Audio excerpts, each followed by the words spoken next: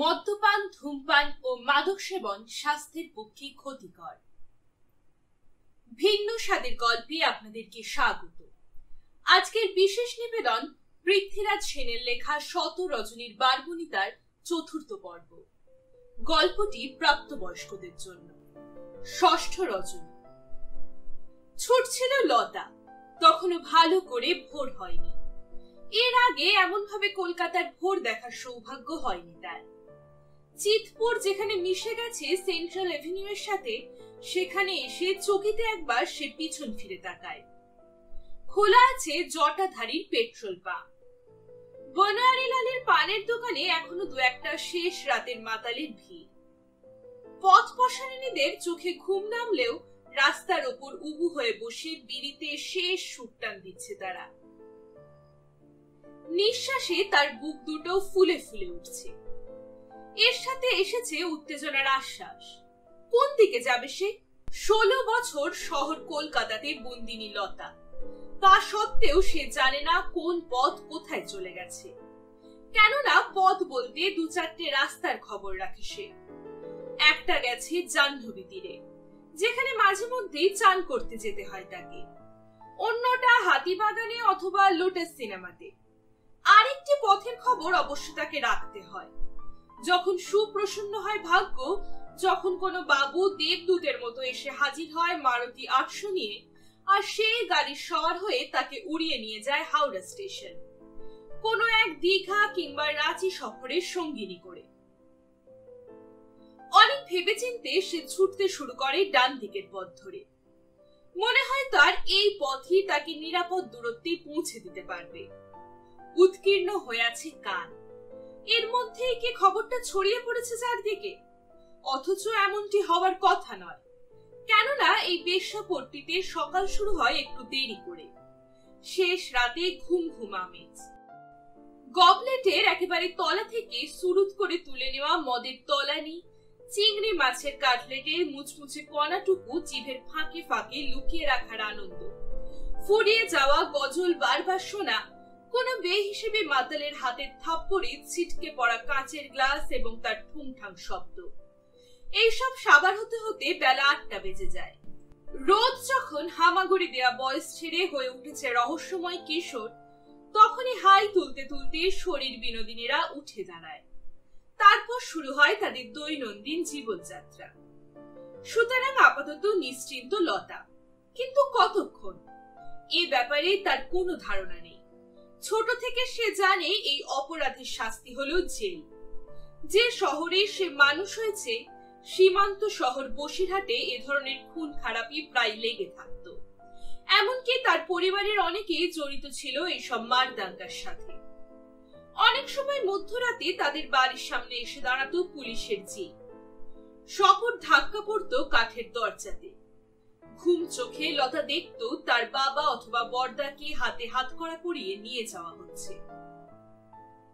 তখন যে ভয়টা গ্রাস করতো তাকে, এখন তেমনই একটা ভয় এসে জড়িয়ে ধরেছে তার সমস্ত শরীর।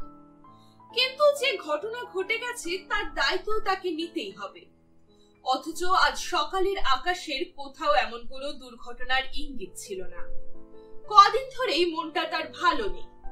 দেশ থেকে খবর এসেছে তার ছোট ভাইয়ের বউ বিষ খেয়ে মরেছে। মাঝে মধ্যে রাতের অন্ধকারে ঘুম ভেঙে যায় তার। অনেক আশা করে শ্যামার সাথে ভাইয়ের বিয়ে দিয়েছিল লতা। সেই শ্যামা যে এইভাবে ফলিডল খেয়ে আত্মহত্যা করবে ভাবতেই পারেনি সে। অথচ হাতে এখন এমন পয়সা নেই যে একবার বাড়ি যাবে। বাড়ি যাওয়া মানে দিন 7 মতো ব্যবসা রীতি। ফিরে যাবে পরিচিত খদ্দেরদের দল। অনেকে আবার ঢুকে পড়বে অন্য কোনো এক দেহপসারিনীর ঘরে। লতাকে সব দিকে বুঝে সমঝে চলতে হয়। রোজ 100 টাকা ভাড়া দিয়ে মাসের খরচ আর বাজার খরচা বাদ দিয়ে কটা টাকাই বা হাতে থাকে তার। চৈত্র মাসের এক জ্বালা।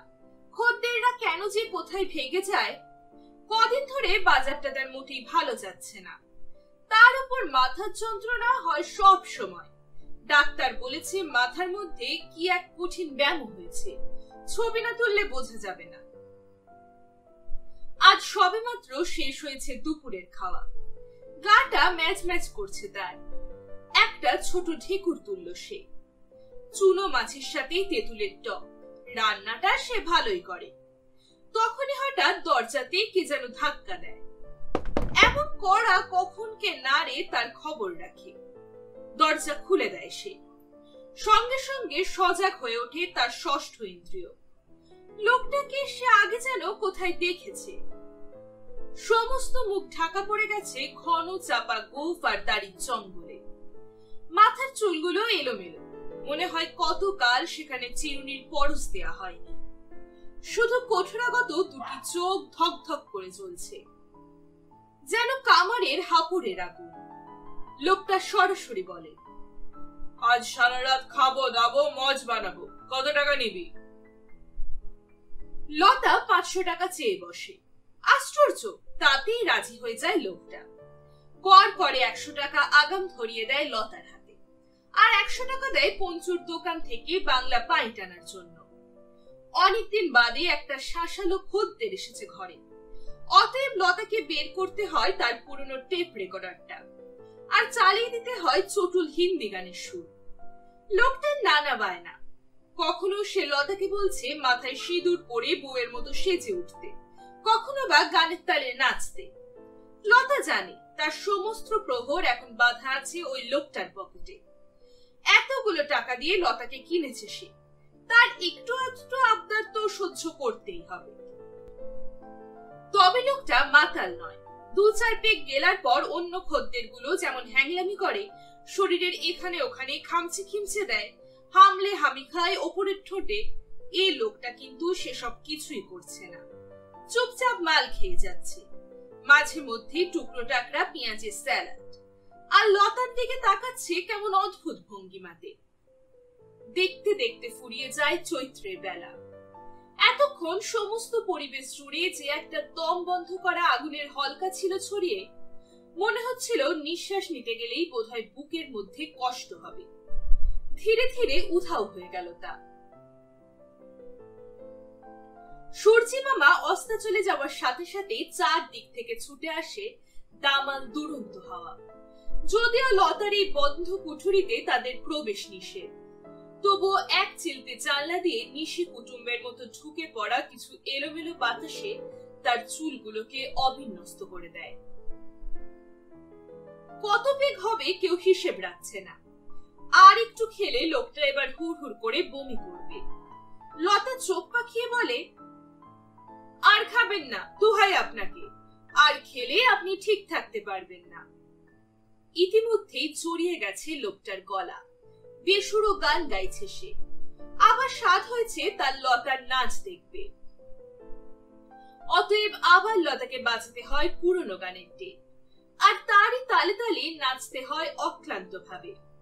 যদিও বেশ কয়েকটি পেট পড়েছে তার পেটে, সুতীব্র মালের সংরাগ ছড়িয়ে পড়েছে সমস্ত শরীরে। এখনো একবারও দেহের সাথে দেহের মিলন ঘটায়নি লোকটা। কি অদ্ভুত পুরুষ রে বাবা!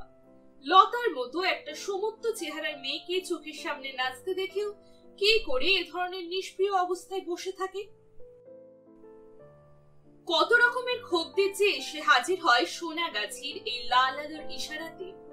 কেউ বা ঢোকার সাথে সাথে প্যান্ট খুলতে শুরু করে, কেউ আবার ধীরে ধীরে তাড়িয়ে তাড়িয়ে উপভোগ করে এই অশ্লীল খেলা। অনেকে আবার কিছুই করতে পারে না, শুধু লতার ল্যাংটু শরীরটার দিকে সতৃষ্ণ নয়নে তাকিয়ে থাকে, আর দেহের এখানে ওখানে একটু হাতের পরশ দেয়। সেই সব খদ্দের জন্য ভীষণ দুঃখ হয় লতার। সে বুঝতে পারে ওই লোকগুলো যদিও মনের দিক থেকে রয়ে গেছে কামুক স্বভাবের, কিন্তু শরীর তাদের আর সহযোগিতা করছে না। এই লোকটা কোন দলের? সে কি মিটমিটে শয়তান, নাকি শেষ প্রহরের জন্য উন্মুখ হয়ে অপেক্ষা করছে? যেমন ভাবে মেঘ জমতে জমতে হঠাৎ ঝাঁপিয়ে পড়ে বৃষ্টিকণারা, তেমন ভাবে মনের আকাশে বাসনার কালো মেঘের আনাগোনা দেখতে দেখতে হঠাৎ কখন ঝাঁপিয়ে পড়বে সঙ্গমের বৃষ্টিধারা, সেই আশঙ্কাতেই থাকতে হবে। লোকটার মতিগতি ঠিক বোঝা যাচ্ছে না। একটার পর একটা বোতল শেষ করার পর সে কেমন যেন নিষ্প্রিয় হয়ে উঠেছে লতার প্রতি। সারা রাত এইরকম লোকের সাথে কি করে থাকবে লতা? কিন্তু 500 টাকার মায়া কি সহজে ছাড়া যেতে পারে, বিশেষ করে চৈত্র মাসের এই আকালের বাজারে? লোকটা অর্ডার দিল কষা মাংসের সাথে চাপাটি। লতার আদেশ পেয়ে ছুটে গেল হারু। তার সবসময় ফাই ফরমাস খাটা চাকরটি। রাতের ডিনারটা তাহলে বেশ জম্পেস করেই হবে। হলেও তাই। অনেকদিন বাদে এমন ভরপেট খাওয়ার ছাড়পত্র মিলেছে লতার। লোকটাকে মনে মনে কৃতজ্ঞতা না জানিয়ে উপায় কি? এইবার ধীরে ধীরে এগিয়ে আসছে আসল মুহূর্তটি। এখনো লতাকে তেমন ভাবে পরশ দেয়নি সে। এখনো কামনার সুতীব্র আশ্লেষে জড়িয়ে ধরেনি লতার শরীর। খাওয়া দাওয়া শেষ হয়ে গেছে। লোকটা একটা 4 মিনিট ধরায়। লতাকেও দেয় একটা। দুজনে সিগারেটের টান দিতে দিতে শুনতে থাকে পুরনো হিন্দি গানের ক্যাসেট। এরপর হঠাৎই আবার গবলেট থেকে বাংলা মাল গিলতে থাকে লোকটা। লতা বেশ বুঝতে পারছে এবার বোধহয় কোনো একটা বাজে ঘটনা ঘটে যাবে। এ ব্যাপারে ভীষণ সাবধানী সে। যখন ফাতিমা, আয়েশা কিংবা নিতাশ্রীর ঘরে মাতালদের চেল্লামেল্লি, বমির দুর্গন্ধ, তখন লতা কিন্তু শান্তি আর শৃঙ্খলার মধ্যেই সময় কাটায়। এই নিয়ে তল্লাটে কোনো বদনাম নেই তার। কিন্তু মনে হচ্ছে আজ বোধহয় এমন একটা ঘটনা ঘটে যাবে যাতে সহেলীরা ছিছি করবে তাকে। আর খাবেন না, দোহাই আপনাকে, আপনার পায়ে পড়ি। আর মাল খেলে আপনি ঠিক থাকতে পারবেন না। আরেকটা বোতল শেষ হয়ে যাওয়ার সাথে সাথে লতার কণ্ঠে ঝরতে থাকে কাতর অনুরোধ। লোকটার ভ্রুক্ষেপ নেই তাতে। সে গলা চড়িয়ে বলে, বেশ করব। আমি আমার বাপের পয়সায় মাল খাচ্ছি, তুই তাতে বাধা দেওয়ার কে? 50টা টাকা ছুড়ে দেয় চাকরটার হাতে। অতএব তাকে আবার ছুটতে হয় পাঁচুর দোকান থেকে একটা পাই টানতে। ধীরে ধীরে জেগে উঠছে সোনাগাছির বেশ্যাপল্লী। রাতের বয়স যতই বাড়তে থাকে ততই আরো একটু বেশি মদির হয়ে ওঠে শরীরের গরবিনী কন্যারা। ততই আরো ভাজা ভাজা হয় মটন চাপের মতো বাসনার ইচ্ছারা। বেলি ফুলের মালা এসে সুগন্ধ ছাড়ায় রাতের বাতাসে। সিগারেটের ধোঁয়া উঠতে থাকে আকাশে। এবার বোধহয় লোকটা তাকে স্পর্শ করবে। কয়েক পেগ মাল পেটে পড়তে লতাও এখন হয়ে উঠেছে সংরাগ অভিমানী। হলেও তাই। লোকটা কাপড় জামা খুলে ফেলে অনায়াসে। তার উদম দেহ দেখে লতার মনের মধ্যে ছোট্ট একটা বাসনার প্রজাপতি উঠতে থাকে।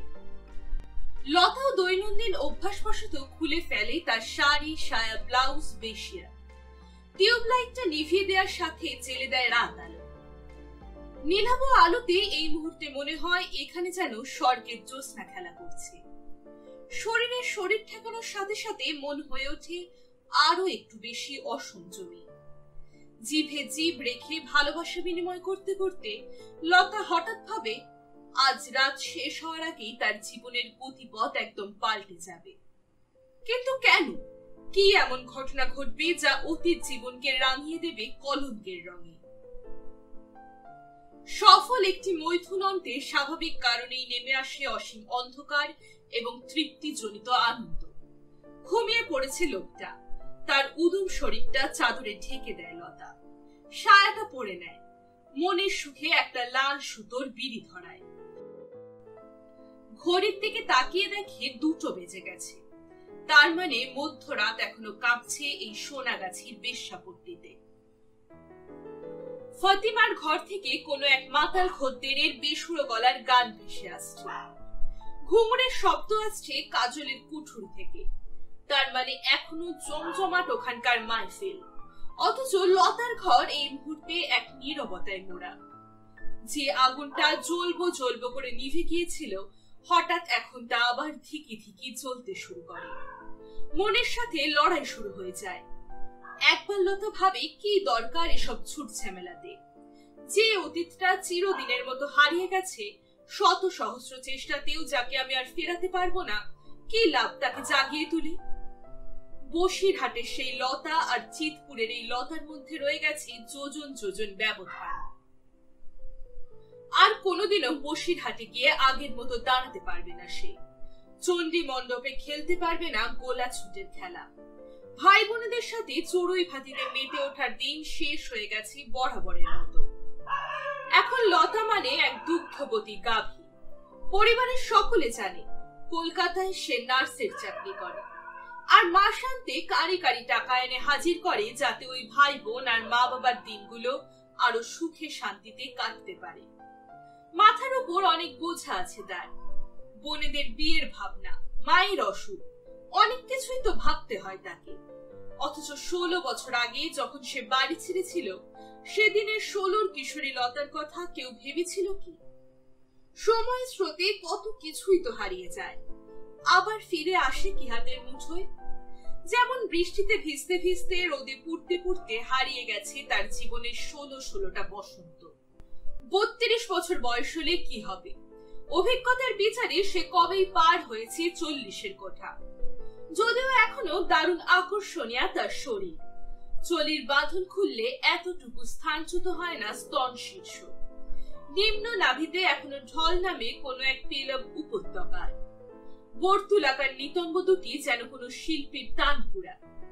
চুলের জাঁক আছে তার, চান করার পর ভিজে চুলের পসরা নেমে আসে মাঝপিঠ বরাবর, সহেলীদের চোখ টাটায়। জিভের ডগা টাকরায় ঠেকে চুপচুপ শব্দ করে। কিন্তু মনের দিক থেকে গর্ব করার মতো কোনো কিছু অবশিষ্ট করার মতো কোনো কিছু অবশিষ্ট কি আছে তার? তাই তো মাঝে মাঝে যখন মধ্যরাতে ঘুম আসে না, যখন একা শয্যায় ছটফট করে লতা, তখন মনে তুলে নেয় ধেনুর বোতল। একাই মদ গেলে মাতাল হয়, যদি এই মাতাল চোখে শেষ রাতের ঘুম নেমে আসে বৃষ্টিকণা হয়ে। লোকটা ঘুমিয়ে পড়েছে। আহা বেচারি, তার ঘুমন্ত চোখ বন্ধ, দুদিকে ছড়ানো হাত, মনে হয় যেন ঈশ্বরের এক আশ্চর্য বরপুত্র। মাঝে মধ্যে লতা ভাবে, ঘুমিয়ে পড়লেই সব মানুষকে কেন এত অসহায় আর নিষ্পাপ মনে হয়? ঘুম ভাঙলেই যত রাজ্যের শয়তানি এসে ভর করে মাথার মধ্যে। কিন্তু সময় যে আর নেই, অতএব মনের সাথে লড়াই করতে করতে লতাকে একটা সিদ্ধান্ত শেষমেশ নিতেই হয়। কিন্তু উপায়? একবার সে সন্তর্পণে খোলে তার আলমারির টানা, সেখান থেকে বের করে চকচকে ছোড়াটা, তারপর ভীষণ ভয় পেয়ে যায়। সেটাকে যথাস্থানে রেখে তাকিয়ে থাকে সদ্য শেষ হওয়া বাংলা মালের বোতলগুলোর দিকে। কিছুক্ষণ বসে থাকে স্তব্ধ হয়ে। মনের মধ্যে তখন চলেছে নানা ভাবনার আন্দোলন। তারপর হঠাৎ উন্মাদিনীর মতো উঠে দাঁড়ায়, চুলের গোছা হাত খোপাতে বেঁধে নেয়, লাল গামছায় ঢাকে তার ভরন্ত শরীর। বিড়িতে শেষ টান দিয়ে টুকরোটা ফেলে দেয় নর্দমার ধারে। বাংলা মালের বোতল সশব্দে ভেঙে ফেলে। তারপর চোখের নিমেষে সেই ছুঁচলো কাঁচের বোতল ঢুকিয়ে দেয় লোকটার পেটের মধ্যে। ঘুমের মধ্যে সে বোধহয় একটা সুন্দর স্বপ্ন দেখছিল কোনো এক মায়াবী উপত্যকার, যেখানে সোনার গাছে সোনার ফুল, হীরের নদীতে চলেছে একখানি রঙিন পানসি। সেই পানসি সওয়ার হয়ে পাশে কোনো এক উলঙ্গা গণিকাকে রেখে চলেছে সে অজানার অভিসারে। তখনই হঠাৎ স্বপ্নটা ভেঙে যায় তার। প্রচন্ড যন্ত্রণায় সে আঁকড়ে ধরে তার সমস্ত শরীর। ভয় বিস্ময়ে অবাক হয়ে সে দেখে সামনে দাঁড়িয়ে আছে তার নিশি সঙ্গিনী লতা। চোখ দুটো দিয়ে আগুন ঠিকরে পড়ছে, হাতে ধরা ওই ভাঙা কাঁচের বোতল। লোকটা তারই মধ্যে লতাকে জড়িয়ে ধরার চেষ্টা করতে চায়। এক টুকরো রক্ত এসে ভিজিয়ে দেয় লতার গামছা। এতক্ষণে সম্বিত ফিরে পেয়েছে লতা, বুঝতে পারছে সে এখানে থাকাটা মোটেই সমীচীন হবে না। কিন্তু এইভাবে এই শাড়ি আর ব্লাউজ পরে সে কেমন ভাবে ছুটে বেরিয়ে যাবে? অতি দ্রুত শাড়িটা পরে নেয়। তারপর যেন কিছুই হয়নি এমন ভাব করে বারান্দা ছেড়ে এসে রাস্তায় পা দেয়। এখনো খদ্দেরের আশায় দাঁড়িয়ে আছে নীলা। বয়সের ভারে যথেষ্ট কুশ্রী আর কুরুপা হয়ে গেছে সে। তলপেটে জমেছে থলথলে চর্বি, যেন শুয়োরের মাংস। বাসি ঠোঁটের কোণ থেকে ঠিকরে আসছে ধীনুর গন্ধ। লতাকে দেখে চোখ টিপে বলে, ইলা নাগর বুঝি শেষ রাতে মালের বোতল চাই, আমাকে একটু পেশার দিবি? নিজেকে সংযত করে লতা। যাওয়ার আগে দরজার হুড়কোটা টেনে দিতে ভুল করেনি। এসব ব্যাপারে মেয়েরা কি আগে থেকেই পরিপক্ক হয়ে যায়? ঠোঁটের কোণে ছড়িয়ে রাখে প্রশ্রয়ের হাসি, হাতে অভয় মুদ্রা দেখায়। তারপর চিৎপুর পার হতেই পা দুটোকে সচলা হরিণী করে তোলে। এবার ছুটতে হবে তাকে। কোথায় যাবে সে? কোনো আশ্রয় আছে কি? একবার ভাবে বসিরহাটের বাড়িতে ফিরে যাবে। পরক্ষণে দুরন্ত ভয় এসে গ্রাস করে তাকে। বসিরহাটের বাড়ির খবর সবাই জানে, যে কোনো মুহূর্তে পুলিশ এসে সেখানে হানা দেবে। লোকটা কি মরে যাবে? সেন্ট্রাল অ্যাভিনিউ যেখানে এসে মিশেছে বউবাজারের সাথে, সেখানে দাঁড়িয়ে হঠাৎ লতার এই কথা মনে হয়। তখন ঘড়িতে 5টা বেজেছে। কেমন একটা স্বর্গীয় আলো এসে ভরিয়ে দিয়েছে পথঘাট। সূর্য এবার উঠবো করে হাই তুলছে বোধ হয়। ভোরের হকাররা বেরিয়ে পড়েছে খবরের কাগজের বোঝা নিয়ে। যারা বাড়ি বাড়ি দুধ দেয় তাদের ক্রিং ক্রিং সাইকেলের শব্দ শোনা যাচ্ছে। একটু বাদেই কংক্রিটের পথ চিরে ছুটে যাবে দিনের প্রথম ট্রাম। তারপর আবার ব্যস্ত হয়ে উঠবে শহর কলকাতা।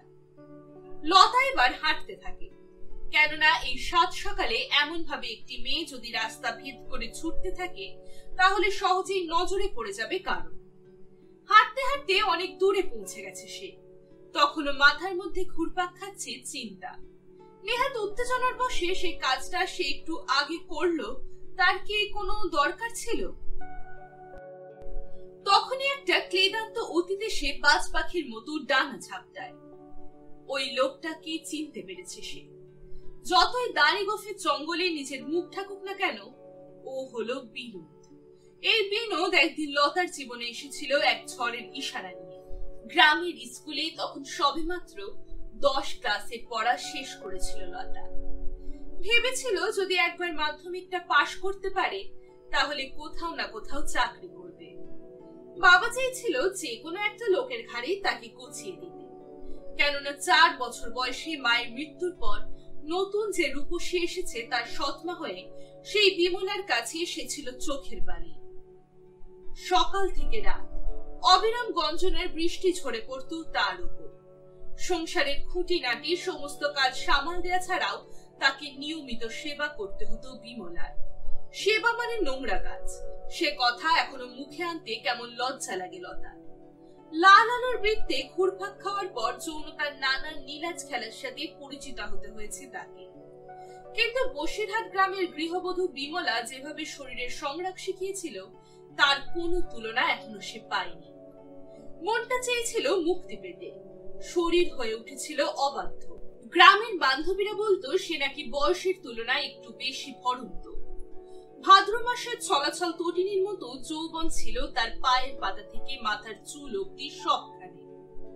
বিশেষ করে তার স্ফুরিত দুটি ঠোঁট যেন ডালিমের টুকরো, আর উদ্ধত স্তনবৃন্ত ঘিরে নিচে উঠত তাথই তাথই যৌবনের জ্বালা। বিনোদের সাথে পরিচয় হয়েছিল হঠাৎ। ভালো ছেলে হিসেবে মোটেই নাম ছিল না বিনোদের। মাঝে মধ্যে একটা স্কুটারে ঘটর ঘটর শব্দ তুলে গায়ের হাঁটুরে হাঁটুরে পশারিনীদের পিছনে লাগতো সে। তোলাবাজ হিসেবে ওখানে কুখ্যাত ছিল তার। বিনোদের গোপন আস্তানাতে বসিরহাটের কোন কোন সুন্দরীর নিত্য আনাগোনা সে খবরও বাতাসের বুকে ভেসে বেড়াতো ধোয়ার কুণ্ডলী হয়ে। বান্ধবীরা বলতো বিনোদের চোখ পড়ে যে মেয়ের উপর সেই মেয়ের সাধ্য নেই তার বাঁধন ছিঁড়ে বেরিয়ে আসবে। শহরের সব ডাক সাইডে সুন্দরীরা নাকি বিনোদের ফাঁদে পা দেবেই। বয়সের বাজ বিচার করে না সে, মা মাসি জ্ঞান নেই তার। দরকার হলে যে কোনো বাড়ির ত্রয় স্ত্রীকে ফুসলে তুলে আনার মতো হিম্মত রাখে। শুধু কি তাই, বেশ কতগুলো ব্যাংক ডাকাতির সাথে জড়িত ছিল বিনোদের নাম। এমনকি এর জন্য বারদুয়েক জেল খাটতে হয়েছে তাকে। এহেন বিনোদ যখন এসে দাঁড়ালো লতার সামনে, লতা নিজেকে আর স্থির রাখতে পারেনি। একদিকে দৈনন্দিন যন্ত্রণা, অন্যদিকে মুক্তির আনন্দ। তারপর বিনোদের মতো একটা অসামাজিক জন্তু যদি এভাবেই ডাক দেয় মধ্যরাতে, লতার মতো ভীরু গ্রাম্য কিশোরীর সাধ্য কি সেই ডাককে উপেক্ষা করার? সেটা ছিল শ্রী পঞ্চমীর রাত। বিনোদের স্কুটারে চেপে তারা তখন সবে মাত্র পার হয়েছে শহর বসিরহাটের সীমানা। এরপর সুদীর্ঘ হাইওয়ে। সে রাত এখনো মনে পড়ে লতার। তার স্তন্ত্রটি তখনো পর্যন্ত ছিল অস্পর্শিত, কিন্তু স্কুটারের তালে তালে তার উত্তল দুটো বর্তুল বৃন্ত বারে বারে স্পর্শিত হচ্ছিল বিনোদের সুঠাম পিঠে। মাঝে মধ্যে ইচ্ছে করেই তাকে আরো একটু বেশি আদর দিচ্ছিল বিনোদ। সেই অলৌকিক মধ্যরাতে হাইওয়ে দিয়ে দুরন্ত বেগে ছুটে চলা স্কুটারের সওয়ার হয়ে লতা ভেবেছিল, সত্যি সত্যি এই ছেলেটা খুন যখন চুরি ডাকাতি করে, মায়ের বয়সী মেয়েদের শরীরে পশুর থাবা বসায়, অথচ এর উড়ন্ত চুলে শরীর থেকে ভেসে আসা একটা অদ্ভুত ক্ষেম গন্ধে পৌরুষের প্রতীক পিঠে কোথাও তো লেখা নেই কোনো অন্যায় অভিসারের চিহ্ন। তবে কি বিনোদ এতখানি খারাপ নয় যতটা খারাপ বলে ধরা হয়? তবে কি এ সবই মানুষের বানানো কথা? ফুরিয়ে গিয়েছিল পথ। বারাসাতের হোটেলে এসে স্বামী স্ত্রী পরিচয় দিয়ে তারা নিয়েছিল একটা 2 কামরার ঘর। সেখানেই শেষ রাতে লতা নিজেকে নিঃশেষে সমর্পণ করেছিল বিনোদের কাছে। আজ যখন তার শরীরে অসংখ্য পুরুষের রক্তাক্ত থাবার চিহ্ন, মনের ইচ্ছা অথবা অনিচ্ছাতে যখন তাকে শত সহস্রবার হতে হয়েছে সঙ্গমরতা কোনো খদ্দেরের সাথে, তখনও স্বীকার করতে এতটুকু দ্বিধা নেই তার। বিনোদের সাথে শরীর সম্ভোগের সেই শেষ রাত তাকে যে সুখ আর তৃপ্তি দিয়েছিল, কোন পুরুষ খদ্দের এখনো তা দিতে পারেনি আর পারবেও না কোনদিন। ভোরবেলা তারা ঘুমিয়েছিল ক্লান্ত শ্রান্ত 2 মানব মানবীর মতো। ঘুমটা প্রথম ভেঙে গিয়েছিল লতার। এক রাশ লজ্জা এসে ঢেকে দিয়েছিল তার শরীর। কি আশ্চর্য, তারা শুয়ে আছে একেবারে উদম হয়ে। পা থেকে মাথা অব্দি এক টুকরো সুতোর আবরণও নেই কোথাও। এই বিনোদ তাকে শুনিয়েছিল একটা অদ্ভুত নগরীর গল্প, যেখানে মানুষের মনের মধ্যে কোনো দুঃখ নেই, যেখানে সকাল থেকে রাত অতিবাহিত হয় অন্তহীন আনন্দের ঝর্ণা ধারায় স্নাত হয়ে। সেই শহরের নাম কলকাতা। এই কলকাতার বুকেই ছোট্ট একটা 2 কামরার ফ্ল্যাটে লতাকে নিয়ে শুরু হবে বিনোদের নতুন জীবন। ফেলে আসা জীবনের যা কিছু পাপ তাকে সে জলাঞ্জলি দেবে। কলঙ্কের কোনো বোঝা আর রাখবে না মাথার উপরে। লতা ছাড়া আর কোনো রমণীর প্রতি কোনোদিনও হবে না অনুরক্ত। এইসব কত কথাই সে শুনিয়েছিল বারাসাতের ওই হোটেল ঘরে বন্দি থেকে, লতার কানের লতিতে কুটুস কামড় দিয়ে। কত রকম খেলা যে জানতো বিনোদ। 16 বছর বাদে আজও সব কেমন অলৌকিক অবিশ্বাস্য মনে হয় লতার। শরীরকে কেমন করে গড়ে তুলতে হয় অনন্ত বাসনার প্রশোভন করে, কেমন ভাবে একটি মিলন নতুনতর আনন্দের আবেগে ভরিয়ে তোলে মন, এসব তো বিনোদী শিখিয়েছিল তাকে। এক লহমাতে বসিরহাটের গ্রাম্য কিশোরীর অচুম্বিতা অস্পর্শিতা লতা পাল্টে গিয়েছিল শরীরের এক দুরন্ত বাঘিনী হয়ে। হারিয়ে গিয়েছিল তার সলাদ চোখের চাউনি, বুকের মধ্যে তিত্তির করে কাঁপতে থাকা এই একটুখানি ব্যথার অভিমান। এখানে সেখানে শুধুই দাউ দাউ চলে অনন্ত বাসনার আগুন। সকাল থেকে সন্ধে কাটে প্রতীক্ষাতে তার বিকে পাল এভিনিউ এর 2 কামরার ফ্ল্যাটে। কখন বিনোদ এসে বাজিয়ে দেবে কলিং বেল। আর মনের মধ্যে ঘুমিয়ে থাকা তাথই তাথই নেচে ওঠা বাসনার কবুতরেরা বকুম বকুম বকুম বকুম করে ঘুরে বেড়াবে শরীরের সবুজ সজীব উপত্যকায়, আর খুঁটে খুঁটে খাবে সোনালী গমের মতো ভালোবাসার দানা। 6 মাস মনের অ্যালবামে বাঁধিয়ে রাখার মতো ছবি। বিশেষ করে রাতের অভিসারগুলো এখনো লতার মনে পড়ে, যখন ইচ্ছের বিরুদ্ধে তাকে উন্মোচিত করতে হয় তার গোপন অঙ্গ, আর সেখানে এক দানব পুরুষ অনুপ্রবিষ্ট করায় তার উত্থিত পুংদণ্ড। যখন চরম আনন্দের আগে ভলকে ভলকে ছুটে আসে বীর্যধারা, যখন নিঃসীম ক্লান্তি এসে আঁকড়ে ধরে তাকে, তখনই হঠাৎ বিকে পাল এভিনিউ সে সম্পৃক্ত রাত্রিগুলি লতার মনের দরজাতে কড়া নাড়ে আর বলে, লতা লতা দেখো তো আমাদের কি চিনতে পারো? সেই বিনোদ একদিন তাকে বেঁচে দিল সোনাগাছির বারমহলে। পরে লতা বুঝতে পেরেছিল এসব হলো বিনোদের বেহিসেবি খেলা। এমন ভাবে এখান সেখান থেকে ফুসলে মেয়ে মানুষদের তুলে আনে, কালীঘাটে দেখানো বিয়ে করে, বিকে পাল এভিনিউ অথবা নিমু গোস্বামী লেনে সাজানো সংসার করে তোলে। ভালোবাসার আক্লেশে কামনার মধিরতায় বাসনার অহংকারে মেয়েটির মন ভোলায়, শরীর ভরায়।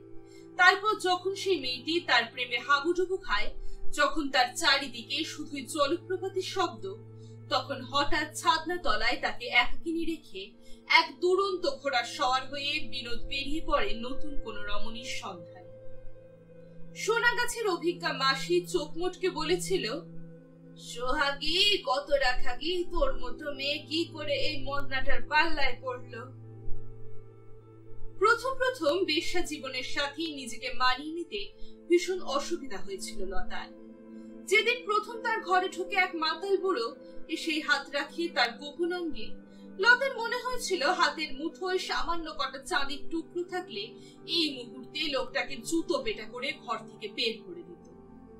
কিন্তু অসহায় সে, বন্দিনী তার শরীরের কাছে। অতএব ইচ্ছের বিরুদ্ধেই তাকে সাড়া দিতে হয়েছিল ওই পুরোটা শরীরের ডাকে।